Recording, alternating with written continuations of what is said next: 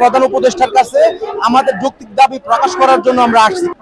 শান্তিপূর্ণ আন্দোলনের মধ্যে তারা টিয়ার শেল এবং বুলেট মারছে এবং লাঠি মারছে, আমাকে অনেকগুলি আঘাত করছে। এখানে আমরা এখানে হচ্ছে কি একটা যৌক্তিক দাবি নিয়ে আসছি আমাদের প্রধান উপদেষ্টার সাথে কথা বলার জন্য, কিন্তু পুলিশ এই স্বৈরাচারী মনোভাবের আগের মতো আমাদের উপর হচ্ছে টিয়ার শেল, সাউন্ড গ্রেনেড মারা হয়েছে।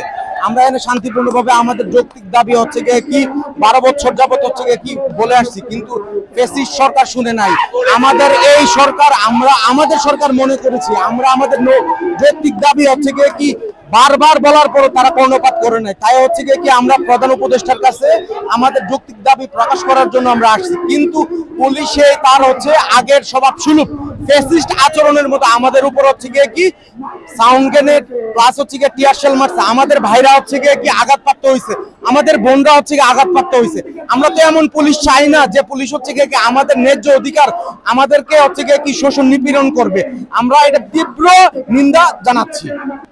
শান্তিপূর্ণ আন্দোলনের মধ্যে তারা টিয়ার শেল এবং বুলেট মারছে এবং লাঠি মারছে, আমাকে অনেকগুলি আঘাত করছে। এখানে অনেকগুলি আঘাত করছে, ঠিক আছে।